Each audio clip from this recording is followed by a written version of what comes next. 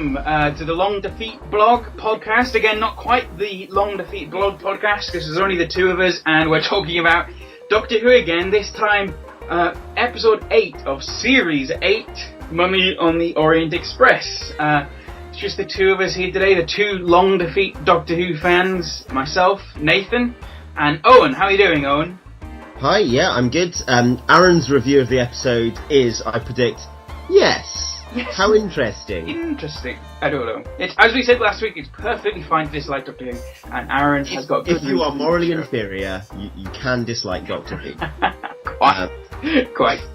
But it would be really interesting, actually. I mean, Aaron has said before that he'd quite like to do sort of like a non-insider response to Doctor Who. It would be interesting to hear that, as because he's perfectly within his rights as the third Long Defeat voice, and I'm sure he would be charitable. But anyway. I was going to say, on the note of Aaron and Doctor Who, we've talked about what episode could we introduce Aaron on, and Nathan and I concluded Human Nature, Family of Blood. Yeah. This was your idea, wasn't it? That actually, I mean, it's not even really to do with Aaron specifically, but it is like the perfect Doctor Who story to introduce new people to. And you pointed out very rightly that the reason for that is because, first of all, the Doctor doesn't even know who he is, and so the whole story really is about introducing the Doctor as a character, isn't that right?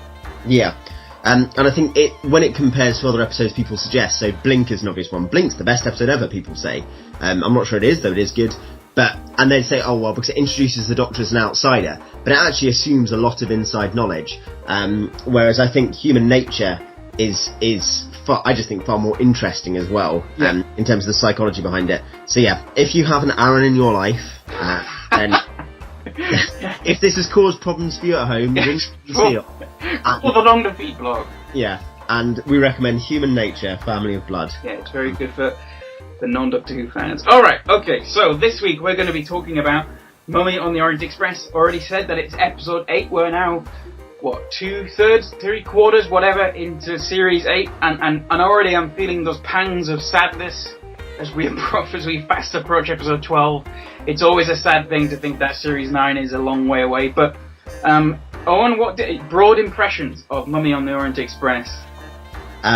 Really interesting episode, slightly flat ending, classic slightly rushed ending of New Who in general, I think. But yeah, really good, I thought, but with a flat ending. What about you? Yeah, I thought it was good. I obviously I didn't think it was as good as previous episodes, including the immediately previous one, Kill the Moon. However, I did think it was very good. I mean, I'm not going to use the word romp because it wasn't a romp. I'd use romp for Robot of Sherwood, but how would I describe this one? I guess I would just I was thinking halfway through that it's a very good sort of detective Doctor Who story in which he's trying to figure out what the blazes is going on, and in particular I thought the Mummy was really well realised. Like it's a running theme of this series, and it's something to be celebrated and congratulated. I think they are to be congratulated. I think visual effects have been very good. I thought the Orient Express was fun. It looked a bit like the Polar Express, the awful film, but it was like a good version of that. So no, it looked really good. I guess I'd say it was a good detective story in almost like a classic sense, not just in the kind of Agatha Christie one. There's lots of clues. In fact, it probably wasn't that strong in that direction, but rather the sense of going down through layers of truth. I think generally the stuff with Gus and the fact that the Doctor is not really investigating the Mummy killing people. No. The Doctor is really investigating who Gus is. That's an interesting one in itself. And why it's happened and who sent Gus. That's all the stuff that the Doctor is really interested in. And of course that doesn't necessarily get an explicit resolution, insofar as, I mean, it's interesting that he tries to figure out who Gus is, but who's behind it all, but before he can do that, the train explodes, he says in that last explanation to Clara on the beach. And of course I would imagine it's gonna lead right into the finale, and we're gonna see something about that Missy or whatever. We're gonna see some form of resolution. We do have it confirmed though, the person who rang the Doctor on the TARDIS was not Missy but Gus. Was Gus. Obviously someone was behind Gus doing that, but yeah, that was crazy. I mean, I love that. I actually, before I watched Mummy on the Orient Express, I on Netflix, I just quickly turned to The Big Bang and watched those last 5 minutes. Reminded myself of how much I loved that series 5. But yeah, it was great to think that those 2 episodes over however many 4 years were sort of connected. Broadly, so that was a long-term question of the Moffat lack of resolution was stuff to do with the TARDIS exploding and what happened there, and and it's been obviously gradually explained in different ways, but I think that was one remaining hanging thread. It was. And broadly, one thing that Joe and I said, or specifically one thing I said to Joe when the episode finished, we watched it last night, and now is Monday the 13th of October, so we watched it last night, Sunday night, and one thing I said to Joe was, I don't think this is one of its strengths, I think it's one of the episode's weaknesses, was its sense of place. Now, I'm going to give an example here. Do you remember Cold War in Series 7 with the Ice Warriors? Yes. And they're on the nuclear submarine in the 80s, and I actually think that's one of Gaddis's best episodes. Probably his best episode. Probably his best. It's not one of, it doesn't fall apart under the weight of what he wants to do with it. Exactly. And the parallel to Mummy here, Mummy on the Orient Express, is this, that you've got 2 very small spaces, and you've got 2 singular threats in the case of the Mummy and the Ice Warrior. And specifically, I'm thinking now the sense of place and the sense of location. Mummy on the Orient Express, I don't think the train worked. I think it was too big, it didn't feel claustrophobic enough. And funny enough, Cold War, it felt very claustrophobic, but they pulled it off. They pulled off that small, restricted space, and it made you feel like you were there, like you were in this claustrophobic location, this submarine that they couldn't get out of, and you felt the threat all the more because of it. But for some bizarre reason, it just felt like the same room repeated in Mummy on the Orient Express, just like the old sitcoms where they just clearly, the same room used for the living room is used for the kitchen or whatever, or for the office or something. Like, it's just the same room repeated. It didn't actually feel... It certainly felt like there's no clear sense of what the space was, and it's the kind of thing that you and I, at least, if we were reading a novel of it, we'd want to have a map of the train, and we'd want to kind of work out where everyone was. Yeah. And it's something, and in a funny way, of course, they almost give a nod to the fact that it's just a setting by the fact they then destroy it by saying, oh, well, it was all a trick by Gus. Yeah. Which is, I would say, is kind of a struggle on the basis that presumably the Orient Express, the Space Orient Express, has repeatedly travelled, done this journey hundreds of times, and Quayle presumably has been a captain for several of those. So in a way, you could probably say, well, that's a long game for Gus to play. Yeah. But hey, fair enough. Yeah. I'm just thinking, how could they have done that how could they have done that better? And it makes me think of, let's have a think, all the old I'm thinking 60s, 50s sort of spy films, when they go on the old steam trains and they have their carriages and their little spaces where maybe your 2 protagonists are, and they have, and it's that they're rolling on the tracks, and there is still this sense of maybe there's someone else on the train who's going to get them, and in order to get around they have to exit their carriage, but it's a very, very narrow corridor, and they have to move to get past other people in their way. You see what I'm trying to say? Like a sense of that would have added to this sense of claustrophobia and threat. There were several things like that atmospherically that didn't quite work. Like, for instance, the fact it's the Mummy on the Orient Express, one that the Mummy thing does lead to one very lovely callback to do with, his Tom Baker voice. Yeah. I liked Peter Capaldi's Tom Baker voice. That was fun. But I don't think that actually mattered or needed to happen. I just enjoyed it. It was quite a good impression. However, the point is that, that was meant to be a callback to Doctor Who, and the whole kind of the 1920s, 1930s stuff is obviously a callback. It is not just to Agatha Christie's novels, but also to her life interests. Her second husband, Max Mallowan, was a famous archaeologist, and she was really interested in archaeology. Mm-hmm. So the Mummy and the Orient Express, it's all meant to kind of be this sort of 1930s detective story, but it doesn't get that right, and it doesn't really get the atmosphere right, even of a spy thriller, and it kind of does one thing well in terms of the detective novel, like I said, the progression through levels of truth. Yeah. It did that well, but and including the fact that they discover things by people who are about to die telling them. That was really good. Yeah. I think the central I said this to Joe as well, the central conceit of how the Mummy kills people. One of the things in the pre-reviews, the non-spoiler reviews that get released before the Saturday evening, one of the things that was said was that was slightly disappointing. That you know, again, you kept on seeing the 66 seconds again and again and again.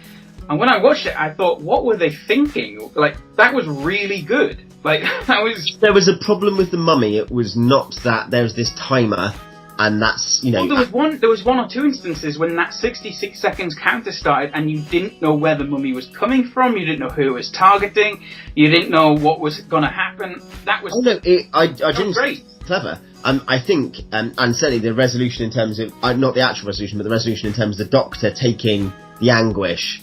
using the emotion buzzer, which was a ridiculous MacGuffin, but whatever. Yeah. That was actually quite clever. I think what the Doctor actually discovered is his sudden detective work with the half a clue we had, that it was a piece of parchment that maybe if you kind of thought about it might be a flag, leading to this whole ridiculous, we surrender, and that calms this soldier down. Yeah. One, I'm fairly sure you did that in Fallout 3, and... Yes. And two, it was rubbish. Not in Fallout 3. It was a bit pants. That was a bit... Basically, it was a good episode with a few atmospheric issues that had a crap plot resolution. It's almost like The Mummy was too good. Like, they almost put themselves into a corner, and they couldn't get out of this brilliant device, i.e. The Mummy, and the way in which he kills people, in a convincing and... Or at least in the 5 minutes they had. Basically... If they had an hour and 15 minutes, like some of the specials, I think they could have probably done that better. Okay. Could have built it up more with more clues. My worry would be that Stephen Moffat and co would then use that to be more emotional exposition time, like half an hour of talking about your feelings. Well, let's actually get on to that. Again, talking about the pre-reviews, the reviews before the Saturday, one of the things that was said, and it was actually a theme that ran throughout these reviews, I read several of them, and it was in every single one.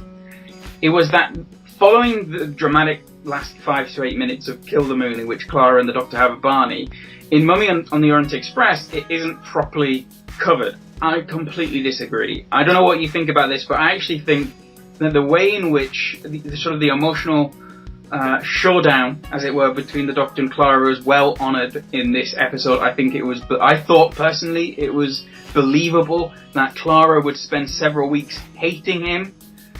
We don't get to see that. I think perhaps we don't need to see that. I would say, but perhaps that's where the criticism has some weight, is that you are hand-waved into it. Yeah, I suppose. You are told. I'm not saying I didn't mind. I'm just saying that. Yeah, but I personally just find it believable in terms of human psychology that she would spend weeks hating him. Granted, dramatically, we might want to see that, but that she would spend weeks hating. I know the key comment there, of course, was what was it that was said? Someone said to her. That it's. I'm going to paraphrase here. You don't hate someone that you don't hate someone that you don't like. I think was more or less the point. Yeah. Yeah. And so basically, the implication was, at least I took from it, that she was still disliking him. You know, she was still. There was still a point that it wasn't as if everything's fine. It was like we were seeing the dissolution of a friendship. Albeit in a last hurrah, in their words. And I believe that. I totally bought that. I believe that, yeah. No, I think I would say the criticism has some weight on the basis that you are hand-waved in saying, oh yes, there were 3 weeks when they didn't speak, but it's all okay now. And it's not all okay now, but the point is you're hand-waved into that point of the conversation. And I think, we probably expected more push-pull before that resolution. And yeah, I don't think it's fully resolved, and it actually opens. I think there's a really one of those wonderfully strange, sinister Doctor conversations where she's like, I will see you, and he's like, oh, why wouldn't you? And you're like, should I see you? Why would I see you? You're going to die soon, you're a human. Like, that classic thing of, that was raised with Matt Smith's Doctor as well. Yeah. Where his point is he just doesn't see people again. Tennant. I'm thinking specifically of School Reunion there. Where basically he's accused. That I would say there's something. I actually think it's a good thing to emphasise, but it's a very new Who thing to emphasise. Yeah, why would I see you? Yeah. Yeah. So the companions are needy following. I mean, you got a little bit of it with Sarah Jane, I suppose, when she left Tom Baker, but even there, it wasn't anywhere near as much as what. Yeah, and I think it's very much a 21st century psychological or psychoanalytic point of view. I think I enjoyed that conversation outside the room where basically Peter Capaldi is, I genuinely think as an actor in terms of his interpretation of the Doctor is the most interesting New Who. I don't know whether that means he's the best New Who. I think that can depend on content, etc., and it depends on taste. But I think he's the most interesting presentation of Who, and that fact that he's just like willing to lie to her, like just like, yeah, sure, I'll see you again, and he's not really sure he is, because he doesn't really understand the purpose of it, and it might be quite painful to do that for him. But she kind of expects him to say they will see each other. But he's like, yeah, but if we're not going to be friends anymore, then why would I come and hang out with you? Well, exactly. And there is a sense to which I was thinking, an extent to which I was thinking, okay, well, that's kind of fair. If she hates him, why would he want to go see it? But the other thing I thought with Capaldi's performance and with generally his doctor and his relationship to Clara, I was kind of encouraged to see at the very end with the beach conversation, when it was made clear to Clara, yeah, even though the doctor was, he said, if it hadn't have worked with Maisie, if it hadn't worked with her, then I would have kept going, life on life on life to get to the mummy and get behind it and defeat it. But still, he did save everyone. Like, his plan was still to save everyone, even if he knew that his means maybe could have included more devastation than that was actually executed, if that makes sense. I suppose it's interesting when he says, would you prefer to think that I didn't really care? Because he's not sure. Basically, what he does quite well is essentially an autistic thing of like, he's not sure what he feels and he's not sure what she wants to think. Would it be easier to hate him and think he didn't care at all, when maybe he did care, but maybe he didn't care in a really... I like that, and one of the things I'm thinking is this, like, as we have two predictions here, I think we have one big prediction, don't we? We texted each other prior to this, recording this, and I think we're going to get to that. We have one big prediction about where this series is going with respect to one character, but I would add to that a second prediction, that I think we're going to see the Doctor reach a point, possibly in the last two episodes, more probably in the last two episodes, where he fully assumes his hero role. I'm just guessing. Like we have seen that sort of like little inkling of the Doctor as he, as you rightly say, would you prefer to think I'm this callous, horrible, son of a bee?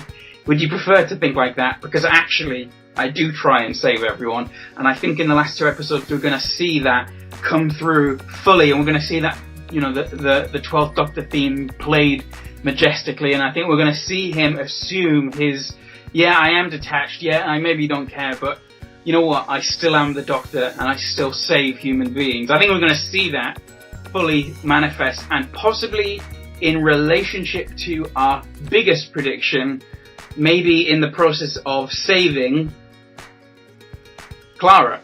Yeah.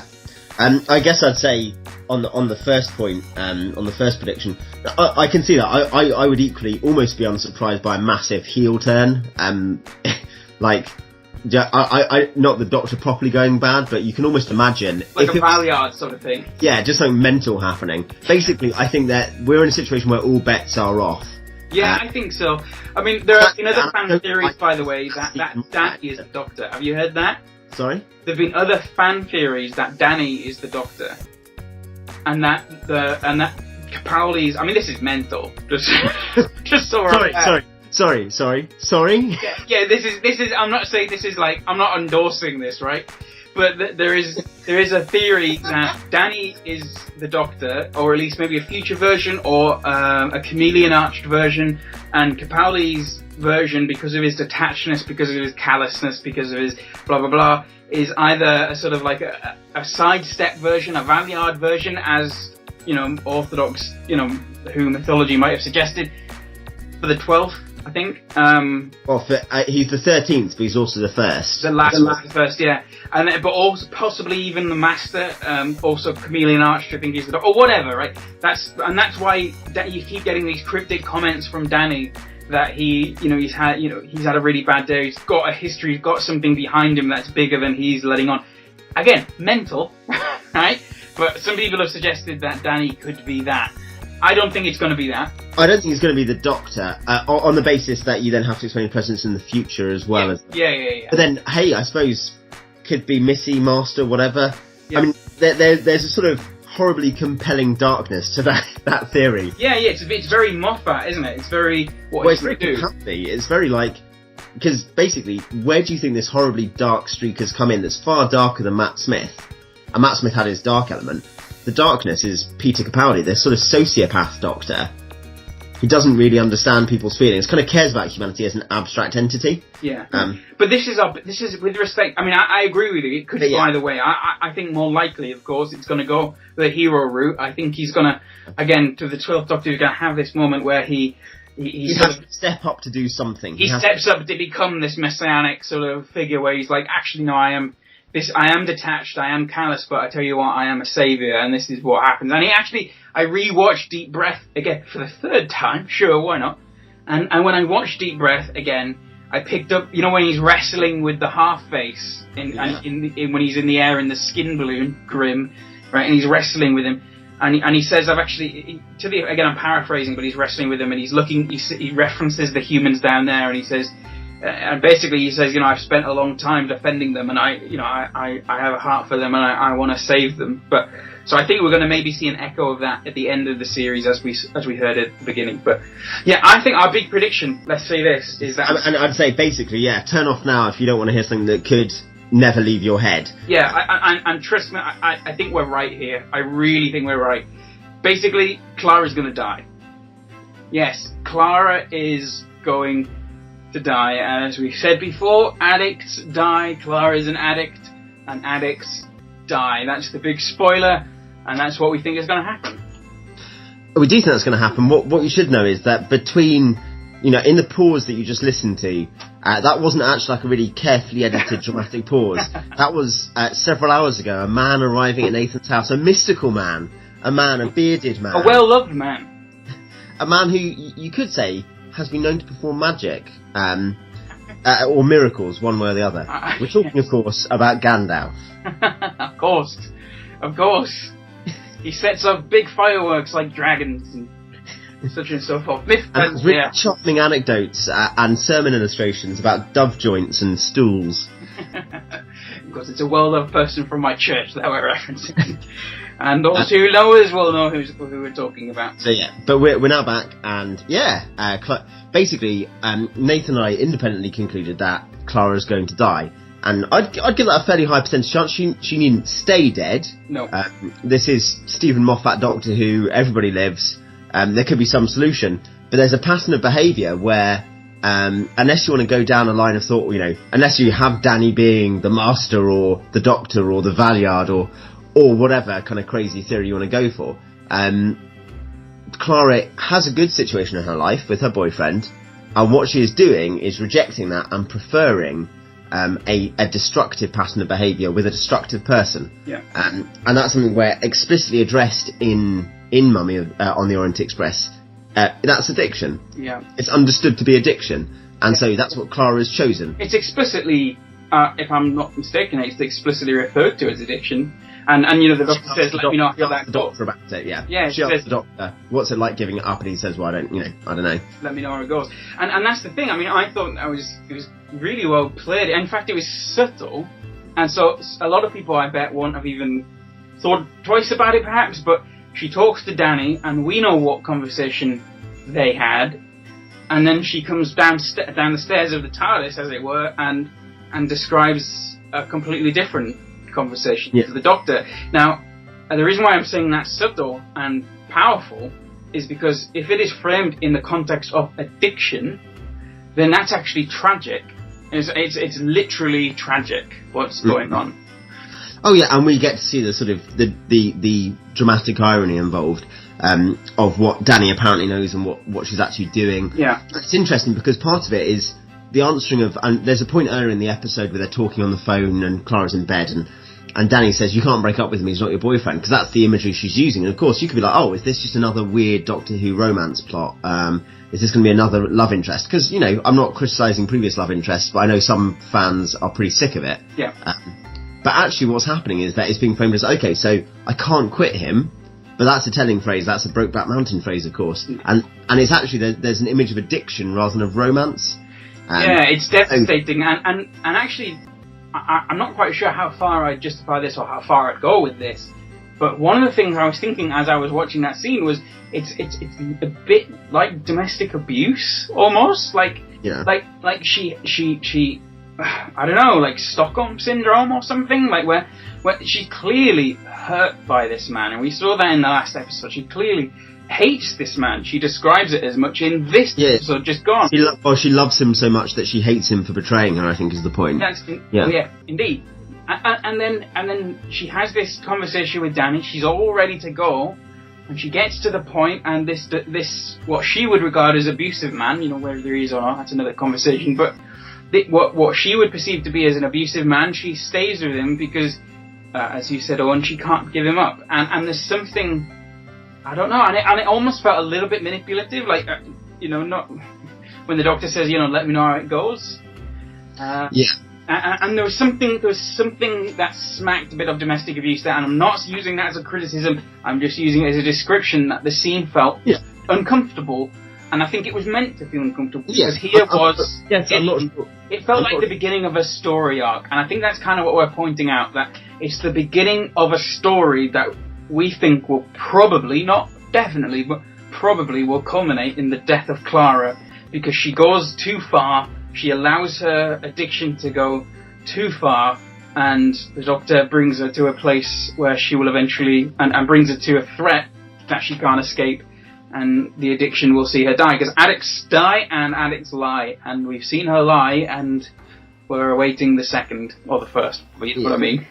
I think particularly there's a point that her relationship with Danny was, the continuation of that was based on the fact that she was going to be honest with Danny, and she hasn't been. And so essentially their relationship's now poisoned by that. And I think you can find some useful parallels in The Wire, of all programmes. I'm thinking both with Bubbles and McNulty. In patterns of addiction, not just to drugs, but to other things. And I think it's interesting. I'm not sure I'd use so strong a term as domestic abuse, except in the particular context of Stockholm Syndrome. There's something where she is coming back for more of a damaging relationship. And I guess I'm also not sure if I would see the Doctor as actively manipulative of her, but then I say that, but he is actively manipulative in other situations. That's right. So could I believe that he was manipulating her? Yes. I'm not sure I literally saw that in the particular script. Sure. And we'll see how it plays out, because, I'm thinking, the whole thing reminds me a bit of Vampires in Venice, I think it's the title. When it's basically you have almost a direct parallel, in which you had this sort of female companion sauntering around with the Doctor, and the boyfriend is introduced, or in Rory's case, the fiancé, and in that episode, Vampires, I'm fairly sure you might be able to help me here, Owen, but he has a conversation with the Doctor, doesn't he, where he says, she would basically follow you to her death, and is this what happens when people follow you around? You're aware of what your effect on her is, and there's something of a parallel. Yeah, and I think there's again the parallel to, in a slightly different context, to what Rory says elsewhere when he says you're trying to make me like you, like you're trying to make me become you. So essentially that it's a theme that Moffat has played with before with his first Doctor, with Matt Smith, but I think that never kind of quite came off, because essentially the Raggedy Man was always kind of lovely. Yes, he was a bit weird and a bit manipulative and a bit dark, but it's all in a really charming way. Whereas Peter Capaldi can kind of essentially just afford not to be. His performance and his character, his style, means that he acts like a complete nut job, and you don't know what he could do. And I think you were sort of saying before the cut that this could also lead to him taking on a more heroic role. I think so. As you say, and I think that's perfectly likely. Equally, of course, that could only come perhaps via things going very badly wrong. Mm-hmm. And so, how badly wrong do things have to go for to step up to that? It's strange that people have made the observation in the past that there is a parallel here to the Sixth Doctor, and specifically the Sixth Doctor in the context of BBC broadcasts. Now, I'll try and explain that. So when the Sixth Doctor was airing in the mid-80s, the existence of Doctor Who was very much in question. The BBC Commissioner did not like Doctor Who, and the ratings were steadily decreasing.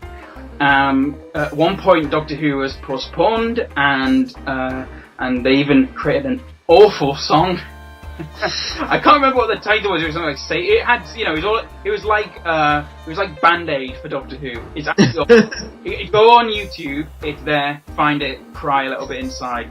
But my point here is this, right? They eventually kicked Colin Baker out. They treated him terribly. He played the Sixth Doctor. Now, thankfully, BBC love Doctor Who. It's bringing them in lots of cash, and there is no suggestion whatsoever that there's going to be any postponing, any cancellation whatsoever. But here's the parallel. With the Sixth Doctor, Colin Baker had a plan. He had a plan that his Doctor would be dark, his Doctor would be controlling, his Doctor would be manipulative, his Doctor would not be the lovely, nice cricket Doctor that was, Peter Davison. But eventually his character arc would come round from that darkness to a place of heroism, to a place of resolution and restitution, and we see that full character arc.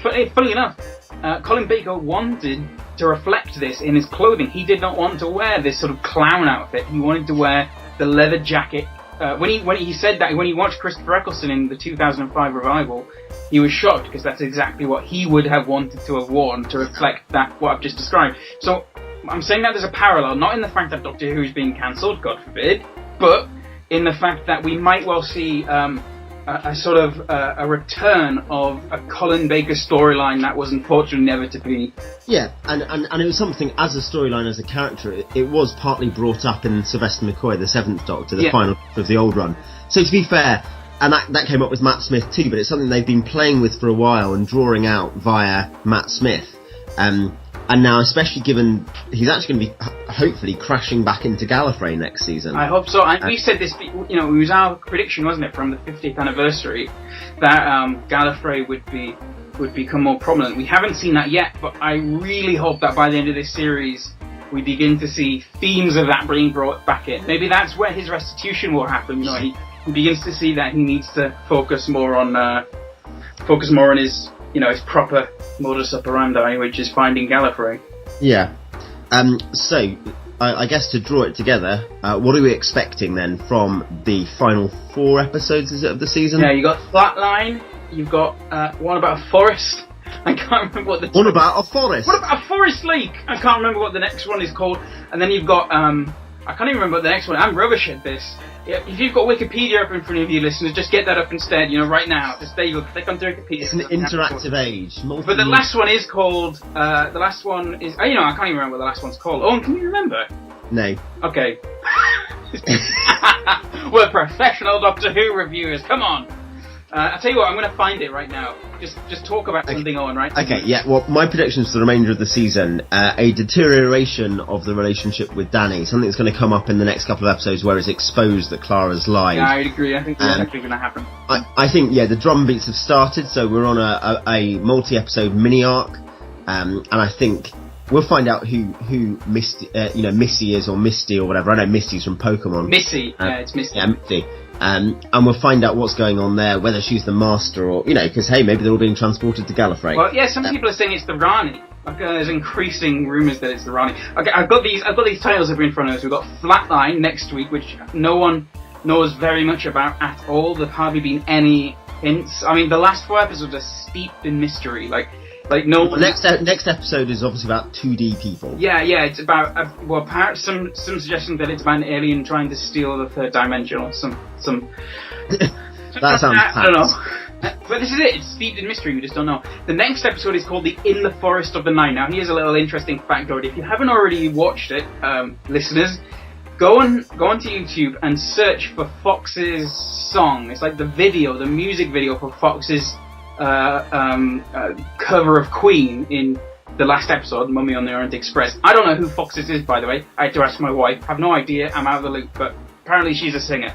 Anyway, they made a music video for her, and in that music video it's like a compendium of different clips from Series 8 so far, and there are a few clips of what is to come. Some are from Flatline, but some are from In the Forest of the Night. Not the next episode, but the episode after, and it shows London in a big forest, and presumably it's an alternative timeline or something like that. We don't know, but there you go. The next one after that is called Darkwater, which sounds like an 8th Doctor Big Finish adventure. That's, possibly to an echo there of Voyage of the Dawn Treader, Deathwater / Goldwater Island, maybe. Yeah, possibly. And the finale is Death in Heaven. So that's obviously the resolution with Missy. Yeah, and very clearly, resolving those references to paradise and stuff like that. So yeah, I suppose the point is we'll probably find out Missy has something to do with Gallifrey. And swinging us around to a season 9 arc on Gallifrey, like not necessarily on Gallifrey, but to do with Gallifrey. I think to Moffat's credit, there are lots of critics of Moffat, and some of the criticisms are correct. But one of the things there are two things that we'd say in his defence, and we're both agreed on this line up. One, he gets the character of the Doctor. He knows who the Doctor is, and he knows it better than most people. Secondly, he knows that Doctor Who, he's learned from the lessons of the 80s, he knows that Doctor Who has to change in order to survive. So I thoroughly expect that he will do eventually something he will keep doing radical things with the Doctor. Yeah, and I think that will include what you've just described, Owen, which is possibly a series. I'd love to see a series almost entirely on Gallifrey. That would be awesome. Oh yeah, I think so. Basically, we're going to probably see a sea change in what the show wants to do at the end of this season, and that's partly Peter Capaldi's influence as well. And Clara will probably die. She may not stay dead. She may stay a companion, which would obviously help all of those of us who are Clara fans. Yeah. She may stay dead. I mean, it wouldn't be the first Doctor Who companion to die. I know Amy and Rory obviously are an example in the modern series, but really is actually more regular in the old series, just for companions to get killed off. Yeah, I'd quite like to see, there was the Daleks' master plan. I know I'm being a bit geeky here, but the Daleks' master plan is a William Hartnell 7 or 10, I think it was a 7-parter.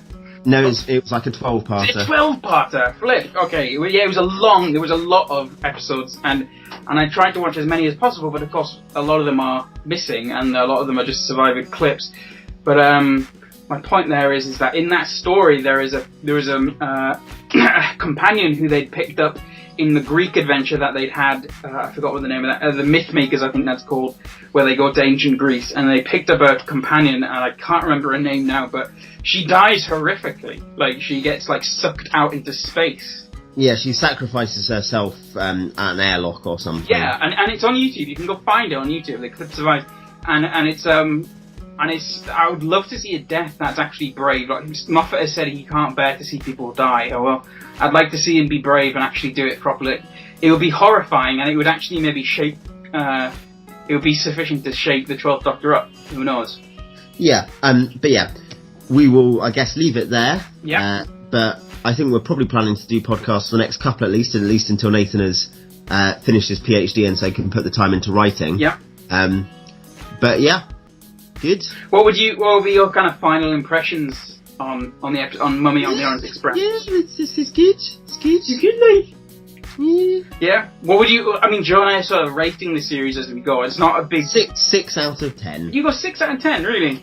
Yeah, because that's just above average. Okay. Do you have a very strict like? I'd say 5 out of 10 is average. Okay. Lower end of average. 6 out of 10 is higher end of average. Yeah, I would go for about 7 or 7.5 out of 10. And other episodes. But I think broadly, one of the things that came up in my written reviews, and I think we're both agreed on this, is my general impression so far is Series 8 is proving to be one of the best so far. Yeah, I think it's one of the strongest New Who seasons. Most certainly. And there are certainly episodes prior to this that have been stronger, but overall, I think this is possibly the strongest since Series 3. Yeah, arguably earlier. Arguably possibly in some ways the most solid ever. Yeah, cool. Okay, so, that's the end for this. You can get in touch with us by going to thelongdefeat.weebly.com, and on the About page, you can follow us on Twitter, you can like us on Facebook and get involved in the discussion on our Facebook page. And there is also a submission form you can fill in, and that will come straight to our little inboxes, and we will send you our reply.